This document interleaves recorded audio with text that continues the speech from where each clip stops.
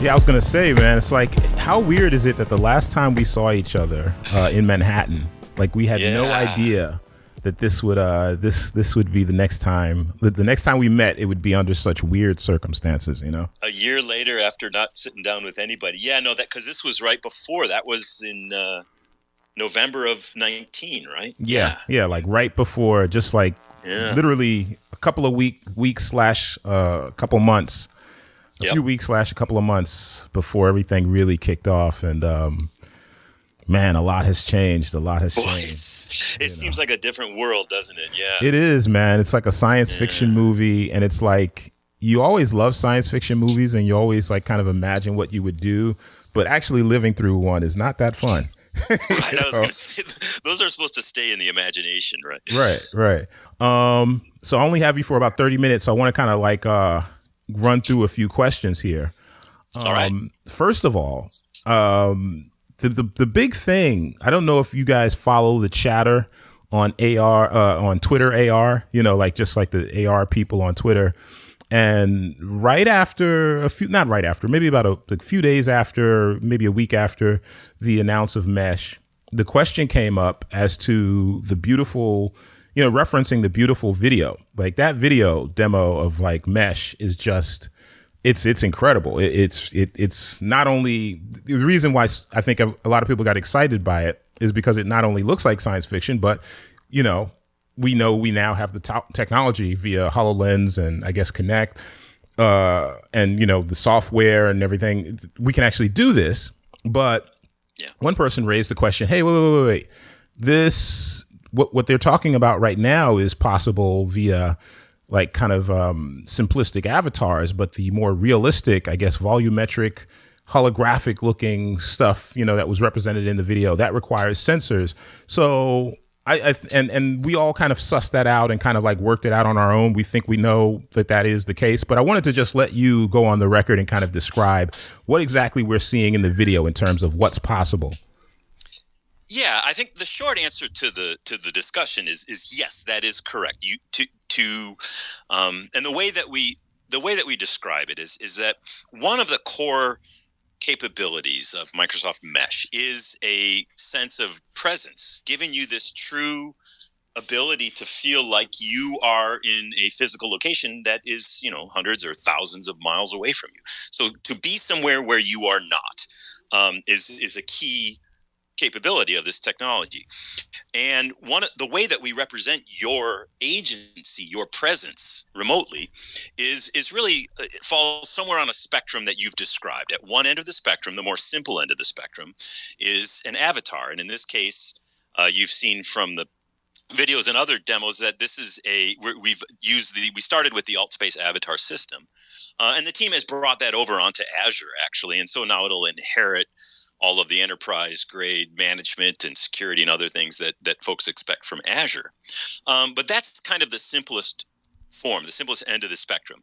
If you are wearing a HoloLens, the HoloLens has, the positional tracking and environmental sensing cameras in it. And so the sensors in the HoloLens are able to follow you as you move. Your head moves, your avatar's head will move. Your hands, interestingly, in Mesh, one of the cool things about HoloLens 2, of course, is that it does fully articulated hand tracking, as you've seen.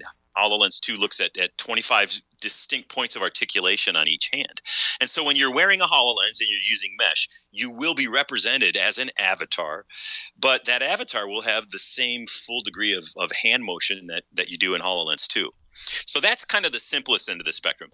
And the key phrase that you used was you need more sensors in order to have that fully volumetric captured or to move along that continuum from an avatar to a more kind of full holoportation. You need more sensors. The sensors in the HoloLens don't capture your body volumetrically. They capture your 6 degrees of freedom motion through space, and they capture all of your hand motions. But we don't capture your full body. Now, there's a couple of options, and one of the things that if you look closely at the video, you'll see different kind of versions, different instantiations of that presence. And the first is with avatars, the simplest. The next one, you see a reference to somebody to the Azure Connect developer kit and that camera. The Azure Connect depth sensing camera is the same depth sensing sensor in HoloLens 2. And what that does is if you have one of those cameras, you'll see I think they're playing chess or they're working on a table on something, and the guy's kind of leaning forward, and you see he's volumetrically captured. He's kind of pixelated, but you see only the front of him. Now, that's what would happen if you have one of these Kinect cameras.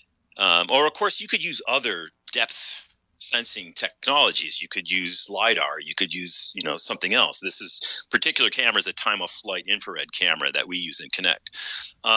But that's a step up from just using the sensors built into the HoloLens to track you and to just represent you as an avatar. I use the HoloLens as an example. There's actually a simpler version would be if you're in a headset that doesn't have fully articulated hand tracking, that just has controllers, then you would have more like the AltSpace hands, right, where you would be able to do the grab motion, and that's about it. Yeah, I wanted to key in on that because I have used AltSpace VR for a very long time. I think even before you guys acquired them. Right. I think that was in 2017, right? Was it 2017? Yes, October. I think it was October 2017. We made that announcement down in San Francisco. Yeah. Yeah. So I've been like a very long time user and love it. I often tell people in VR, it's, high fidelity and like, these kind of this idea that you would be in like literally like the Matrix, like the movie it's not necessary.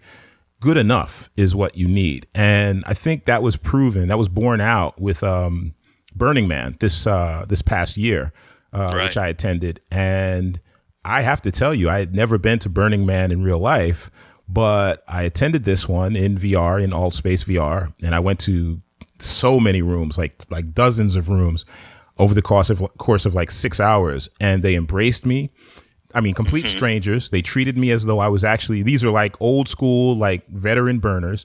They treated me like family. They gave me like kind of like this, I think there's like a kind of like a traditional introduction, whatever kind of process. And I say all that to say like what you just said about the avatars in the demo video, that took me aback. You said, so you're saying that with the AltSpace VR avatars, you through the mesh system, that avatar now has, at least when you're using the HoloLens, has articulated hand motions. Like that's something. I mean, I'm just confirming that is in fact what I heard. Yeah, it's really cool, and it's kind of interesting especially if you're used to AltSpace VR and the experience you have, because typically for me anyway, I have controllers in my hand when I'm in AltSpace, and so I see there's a limited range of motion that your hands can represent there, but because of what HoloLens has and because of the sensors involved to do the hand tracking. We're able to represent that in the AltSpace avatar. And so I think it's really it ties to the fundamental underlying issue that you brought up here, is like, if there is a continuum, if there's a range of ways that I can be presented is that I personally can have agency in this virtual space, and really the only thing that determines where I sit on that continuum is how many sensors I have pointed at me, how many things are tracking me in full, 360 degrees. And if it's a bunch of high def cameras, then I look like me. If it's just the environmental and positional trackers in the HoloLens, for example, then I'm an avatar. Or if I'm just wearing my VR headset, then I'm an avatar. But that's the important aspect there really is regardless of where you sit on that continuum, the sense of true presence is the thing. And from being in AltSpace that when you go to AltSpace and you stand next to someone and introduce yourself to a stranger and they look at you and you have eye contact, it kind of really feels like you're meeting a new person and talking to them, because you are, just not physically. And so that sense of presence and true agency, like you really feel like you're standing next to that person, that's kind of the magic here. And that does happen even in a kind of simplified representation of you as an avatar. Now it gets more immersive and more real, obviously, the more sensors you have around you. But regardless of where you sit on that continuum, you'll feel like you're really there. Now, just help me understand something. Like, is this kind of cross-platform, meaning, because I haven't really delved deep into Mesh and really analyzed it as thoroughly as I want to yet. Sure. So let's say I'm on one end using the HoloLens 2, and the person on the other end is represented by an avatar. What would they be using? Like, give me the different circumstances that they would use to kind of connect. I'm assuming, like, let's just assume the other person doesn't have a HoloLens 2. Exactly. Yeah. So I have to be, before I go into the answer fully, I want to make a distinction between Mesh, the platform, and the service, the cloud services that deliver these capabilities and that developers can build into their applications. That's one kind of definition of Mesh. Mesh is a immersive collaboration cloud service, mixed reality collaboration cloud service, and any developer can write in the same way that any game developer writing a game for Xbox can automatically make it a multiplayer networked game by plugging into Xbox Live. Mesh makes any application a immersive, collaborative, mixed reality application by plugging into just by using the Mesh SDK and adding that capability to your app. So that app could run on HoloLens. It could run on it could run on Oculus. You could be in a Windows mixed reality headset. You could be on a PC or a Mac or a smartphone. So the execution environment where you run a mesh enabled application, that's cross-platform. That's what we're the service ultimately. Now we don't yet, because we just rolled out preview, in preview it doesn't yet support all of those target execution environments, but it will in short order. We haven't put a timeline on that, but we're working hard on it. And the vision is exactly that. Regardless of what device you're on, you should be able to participate to some degree in Mesh. And you should be able to run an application that is Mesh enabled so that you can collaborate in three-dimensional virtual spaces with your friends and colleagues. Now, it's worth pointing out, as you can imagine, there's a difference depending on the hardware that you're using.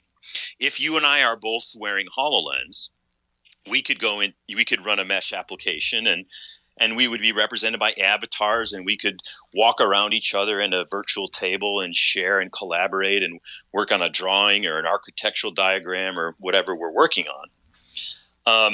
But if someone joined that meeting and they're sitting at their laptop, they are on a two-dimensional screen and they don't have positional tracking built into their device. So they, if they walk around their room, they don't move. They would have to have like a cursor navigation. But we could invite that person to our meeting. So here we are in our meeting, Greg and Adario wearing their HoloLens 2, represented as avatars, walking around this virtual table, collaborating on a masterpiece. And we want to invite somebody else, but they don't have a HoloLens. Now, ultimately, this is we don't have this built into the app yet, but ultimately that person would be able to join, say, via a Mesh-enabled version of Microsoft Teams. You could imagine we could be having this meeting in a future version of Microsoft Teams that is Mesh-enabled, and we did commit to that. We didn't commit to a time frame on that one either, but we will have a Mesh-enabled version of Teams. And so I could be having that meeting, and then we invite someone in who's just sitting at their PC. Now, how would that look? You and I are walking around the room.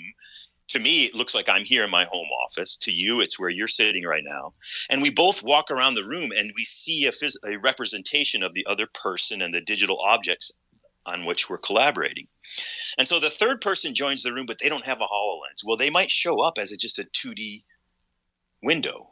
Gotcha. A video screen that pops up, and we can walk around them. Now we're walking around three-dimensional digital objects. I'm showing you the cool, architecture design that I'm building, and I want your feedback on. And the person on the 2D screen can look and can see it as well through their window into the world, which is their computer. And then you can imagine that person, if they wanted to move around the physical space or the virtual space rather, that we're in, they could maybe use the cursor keys on their keyboard to kind of fly around that room. If they wanted to get closer to the architectural diagram, they might be able to kind of zoom in on it and see. And so they could have some sense that there is volume, there's three-dimensionality to the space that you and I are collaborating in, and they could kind of feel like they're part of that. Now, they can't walk around the room and have it represented by an avatar in the same way that you and I can, and they don't really have the same sense of immersion and presence, but they kind of get it, right? And so the idea here is twofold. The first is that if we built this thing and said that you can only use it if you have a HoloLens, that pretty much limits the number of people that could actually use the thing, because you got to have a HoloLens. There's a lot more people with a smartphone in their pocket than with a HoloLens. And so we looked at all of the endpoints and all of the ways that people are today starting to experience mixed reality, whether it's, Pokemon Go or other things. And we said, boy, there is a way. These smart devices have AR frameworks. iOS and Android have AR Core and AR Kit, and you can use the existing frameworks. And we can add capability so that developers can build an app for that platform, whether it's an iPhone or a Mac or a PC, and they can add mesh capability to their app. So that when you run it, you automatically get. Now, if you're on a 2D screen, you'll notice you have a different experience than the person wearing a HoloLens or a VR headset. But in an interesting way, we think that could create a little bit of, demand and interest. It's like, hey, I want to have that experience. I want this to feel more immersive. What do I need to have this be so I can feel like I'm actually in the room with you guys? Right. And the answer is an immersive headset. If you want a more immersive experience, you need a more immersive technology than a smartphone. And so in an interesting way, it might create demand for more immersion. I wanted to, so two things. First, I think, so now that you kind of laid it out, which was my general understanding, but I like the specificity with which you laid everything out.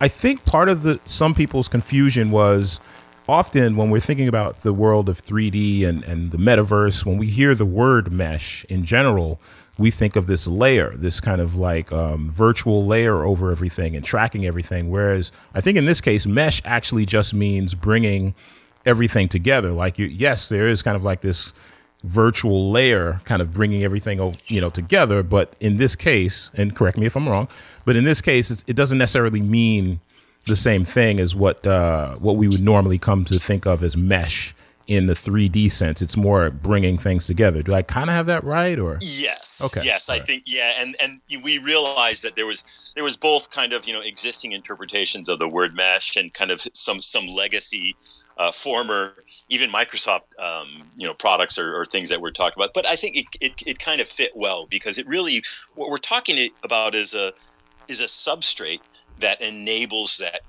connection between people and that ability to feel present. And so that's exactly what mesh is all about. Okay. And so the other thing, so I don't have you for very long. So the other thing is like a touchy question. A lot of this feels like, other than the cloud enabled, well, actually that might be part of it too. I'm not sure. But a lot of this feels like spatial. And I know you guys have had like a very friendly, close relationship with spatial over the last couple of years. So I'm just wondering, does this impact in any way what you guys are doing with spatial? Is there still a relationship with spatial? Do you feel like there's any kind of like overlap or potential, whatever road bumps between you guys now in terms of? No, that's a great question, and I think so. I'm not personally involved in that relationship. I know Alex Kipman is personally involved, and he will tell you that he's working very closely with the folks at Spatial. And here's how he described it to me: the Spatial team is a startup. It's a pretty small outfit, right? That's not a whole lot of people, right? They are today investing a considerable amount of their resources, their development resources, and overall company resources, in fact, in the development and maintenance of what we would call kind of plumbing, right? How do I manage the session? How do I do the how do I lock the holograms? How do I establish that sense of presence? There's a bunch of kind of network connectivity plumbing aspects to enabling these collaborative scenarios, and they had to build it because it didn't exist, and so they built it for their app and to enable it. But I think it's akin to, I used to work for, I'd be a network engineer, and we used to sell $200 TCP/IP stacks, protocol stacks, right? Which every IoT device in the world comes with a TCP/IP protocol transport stack in it, and it was a thing that I used to charge $200 a seat for. The world evolved, and we solved a problem generally. We said, look, let's not require every application that wants to have this capability to build all of the plumbing in and then redo that for every app. And we would rebuild all of those kind of plumbing services in a different, incompatible way for each application. So instead, and I think that this is another place where, like, the Xbox Live example comes in.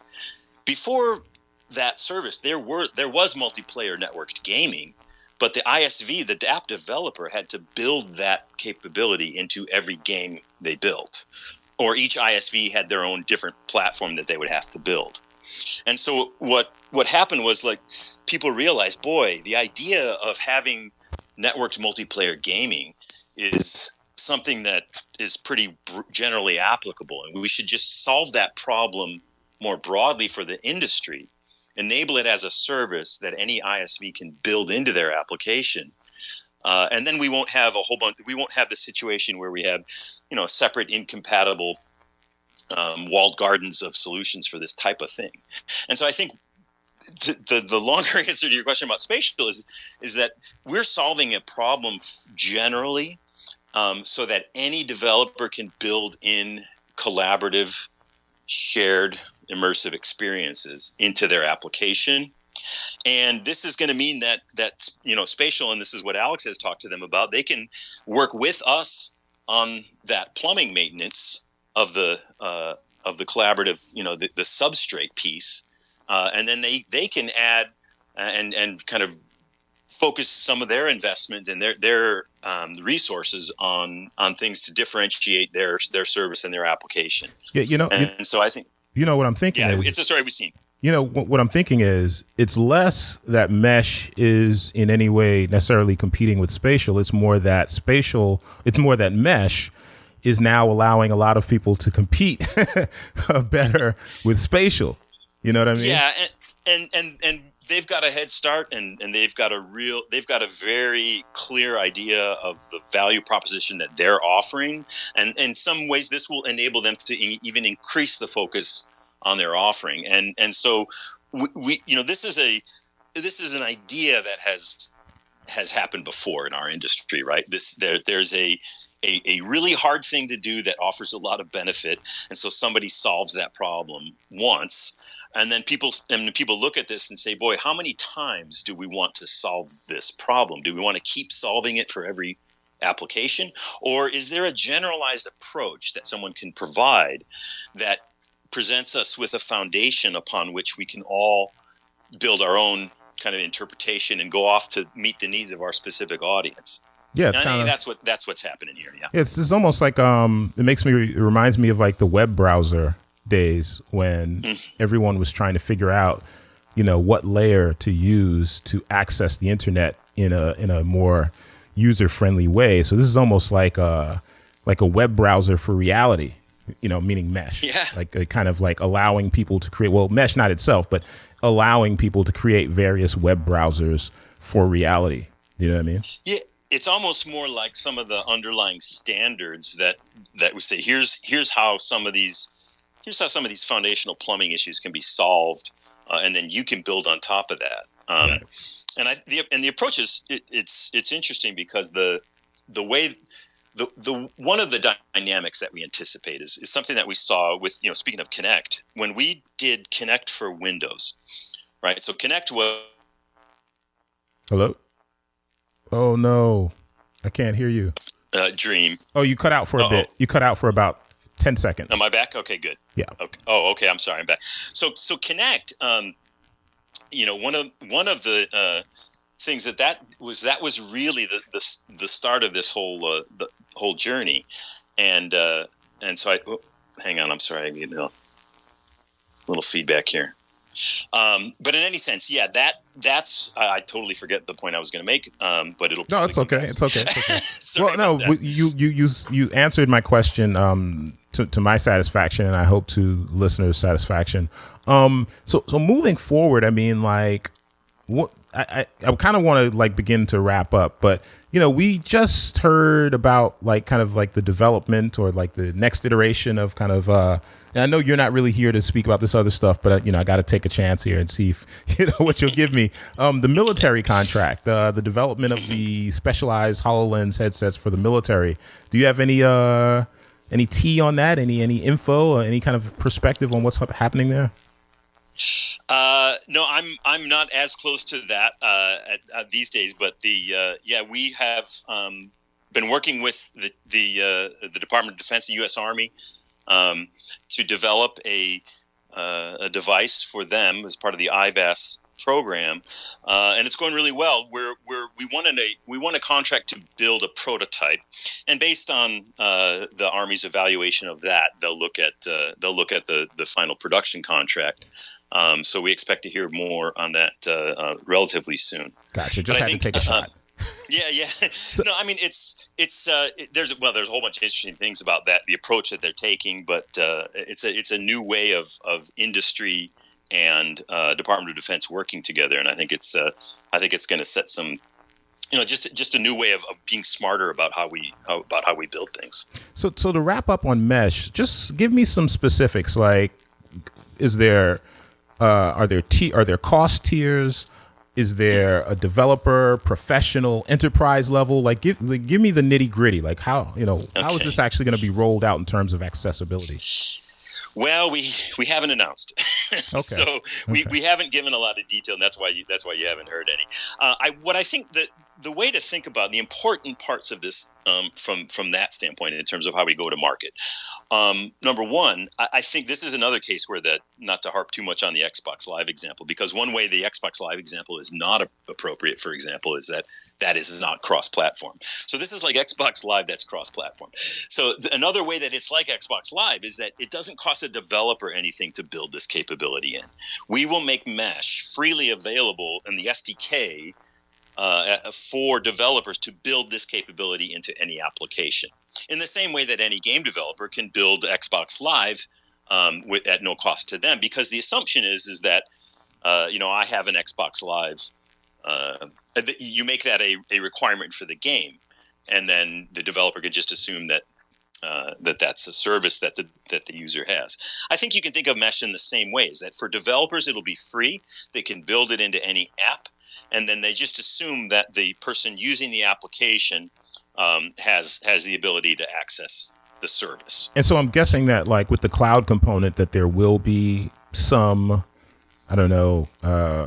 fee structure with that component? Yes. I think that's a safe assumption, and I think we haven't announced any of the details, but we've used some of these analogies, and again, this is an area where the Xbox Live one might be appropriate to say there's some type of subscription, or there's some type of service that I use. And again, it can depend, and this is the part where we haven't given the details because I think some of that stuff's being figured out. Part of what we're trying to do with the preview is get feedback from developers. Oh, I know what I started to say. I was starting talking about Kinect, and I said when we did Kinect for Windows, we saw an explosion of creativity from developers about how Kinect would be used. We saw people using it, surgeons in operating rooms, conductors conducting orchestras. There was ballets. There was all these really interesting ways of using the Kinect depth sensing camera that had nothing to do with Xbox gaming.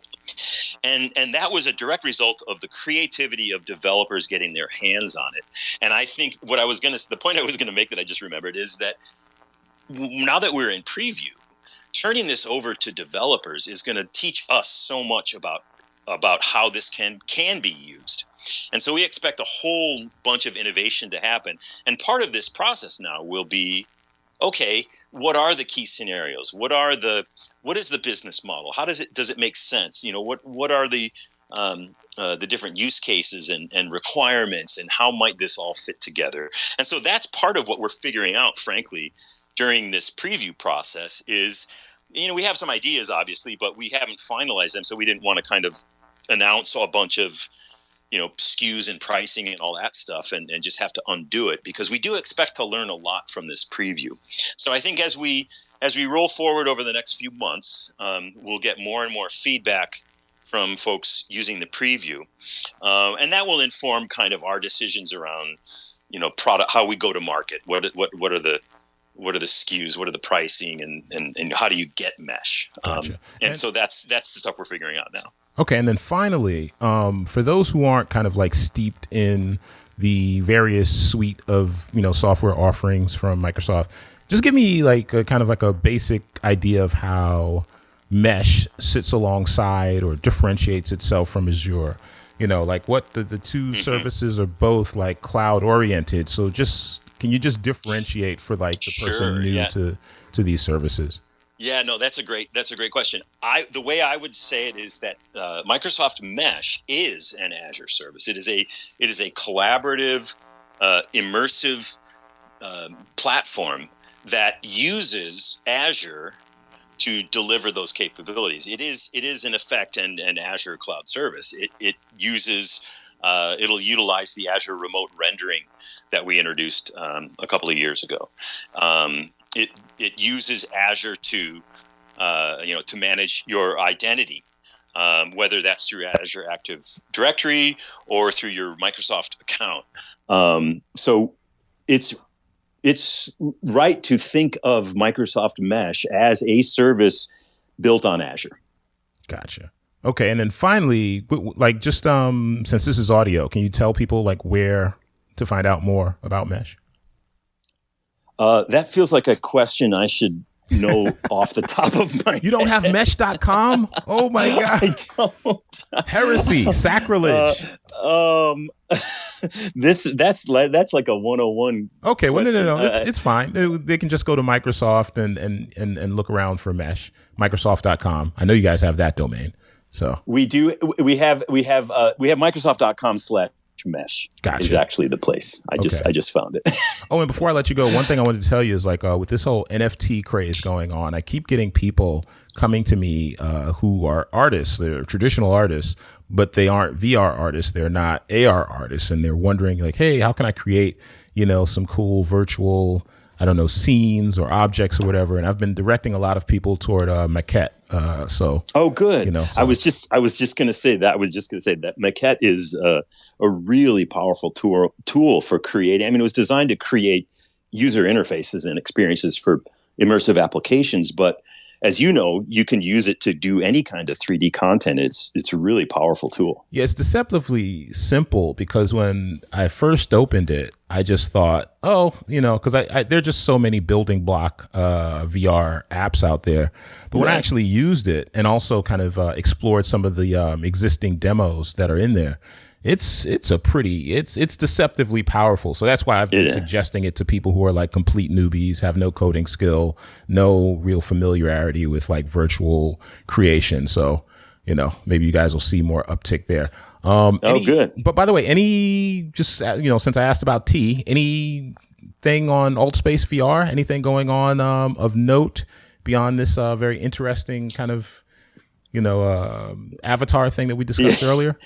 Well, nothing to announce today, but I think one of the things that we've been talking to folks about is folks have pointed out that, that AltSpace acquisition is sure making a lot of sense right now. And I couldn't agree more. I couldn't agree more. And I tell you, one of the things, here, I referred to the idea that, the avatar system in Microsoft Mesh is from AltSpace. We took the AltSpace avatar engine basically and brought it over to Azure, and then built it into Mesh, and then that's actually going to round trip, and that will become it will make the round trip back to AltSpace with some of the added capabilities. So we think that this is really just the beginning. I don't expect this to be the last time that someone says to me, wow, that AltSpace acquisition sure makes sense now. That's Right, all I'll right, say about that. I think right. the team has bigger plans longer term for how that fits into this. And I think part of this whole announcement is really the culmination. You've been following us for a while, and you know that this started with Microsoft Connect a long time ago, and the vision that Alex Kipman had about bringing the digital and physical worlds together, and all along the way, the notion of that experience being collaborative was part of the vision that he had. Now, we just came to the point now where the technology and everything else has caught up to that vision, and we're able to roll out Mesh in preview. But this was always the vision. HoloLens or the Windows mixed reality headsets, or any of these experiences, really, this, they're kind of, until you go into something like AltSpace, they're kind of isolating. Right. Like if I put on my headset and I go into the Cliff House and I'm the only one there. Right. There's nobody there, baby. And so this notion of collaboration and inherently shared, by default, shared experiences that have all the right, access privileges and controls and security and privacy and so forth. That's another reason why having it be an Azure service is important. But that notion of these experiences, these immersive experiences being so much more powerful when they're shared is really kind of a no-brainer if you think about it. Yeah, it's super cool to go into a virtual world. It is profoundly more compelling, in my view, to meet new people and make new friends in a virtual world. And so the notion of having these experiences be inherently collaborative was always part of the vision. And it required us to do things like, if you see the stepwise kind of progress toward this goal, Kinect came out, HoloLens 1 came out, HoloLens 2 came out and had fully articulated hand tracking and cloud services now that would make the experiences even better. So now that we built the foundations along the way and it started introducing things like Azure, spatial anchors and remote rendering, well, those elements are a core part of what Mesh does as well. And so we've been building the steps along this path all along the way. And we're really excited now that we can share Mesh with the world. I'll share something with you, Dario. When we were in New York when was it? I guess a little over a year ago, we were planning our Mobile World Congress presentation for February of 2020. Mm-hmm. And at Mobile World Congress in February 2020, our plan was to do a demo of Mesh. Uh-huh. Now, it didn't fully exist yet, so it was going to be a little bit of magic demo pixie dust sprinkled on there, because it was a little further away. But we were going to share with the world our vision of these immersive collaboration platform, and then we were going to say, we expect to go into preview, later this year or next year or whenever it was. So Mobile World Congress got canceled, so we didn't do that. But the team kept working and plugging away. And so the result is a year later, we announced Mesh. And instead of saying, hey, we got this new thing, it's coming in a year, we were able to say, hey, we got this new thing and you can go start using it now. And so that was pretty cool. I said I was going to let you go, but I would be remiss if I didn't ask you this one last question. So given what we just experienced in this past year with the pandemic, remote work has become the norm. A lot of people are video conferencing.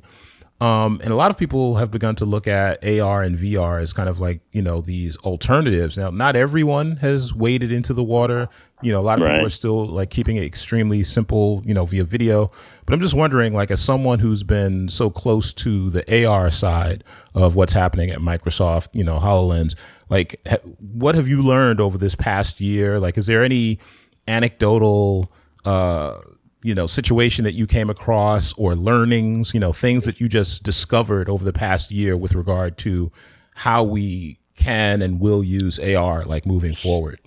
Yeah, I don't think anything more deeply insightful than what everybody else has kind of realized is that, hey, wow, for a lot of these use cases, we're able to continue doing our jobs. For those of us who are information workers in particular, we're still doing our jobs. And it's the ability to do that remotely is entirely because of technology.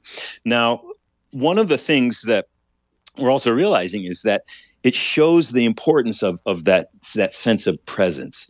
Everybody's got, Zoom or Teams burnout a little bit, and that those tools have been amazing because those are what has enabled us to continue to do our jobs through this. But it's also highlighted, some of the things that we don't get from those experiences. We don't get a sense of kind of spontaneous collaboration. We don't get the hallway conversations. We don't get the true sense of presence. We don't get the looking me in the eye. There's some things that we really miss that, to some degree, and we're not claiming that this will replace all in-person meetings, obviously, because there are some times when you really do need to be in person and want to be in person. Right. But I think one of the things that we've learned over the last year is, some of the meetings could have been emails, and some of the business trips could have been, Teams calls. So I think we're seeing how technology can improve the way that we work. And for me personally, I'm not commuting anymore, and boy, that's been a life changer. So I think this is a case where technology can really help us solve some of the problems that we're faced with. And I think the last year, the pandemic has been an accelerant of the acceptance of that notion. I don't think it has fundamentally changed anything really, other than perhaps kind of speeding some stuff up that was likely to happen anyway. Gotcha. Great answer. I'm excited for the future. I'm excited to try Mesh. So we're supposed to do, we're going to have like a little demo session in the coming days, yeah? Yeah. I've got to figure out, we were going to try to do that today, and I ran into a little glitch. So we're going to get that glitch figured out so that we can kind of figure out how to share this with you remotely. And so I look forward to that. Well, yeah, one experiment at a time. This Twitter Spaces thing was experiment enough. So I'm happy we didn't have two. Once we got it working, it seemed to be okay. Yeah. Hey, Greg, I appreciate it. Again, just for the listeners, this is Dario Strange, editor of nextreality.net. And this has been Greg Sullivan from Microsoft talking about Mesh. Greg, thanks again, man. I really appreciate the time. My pleasure, Dario. Great talking with you. All right, cheers. Cheers.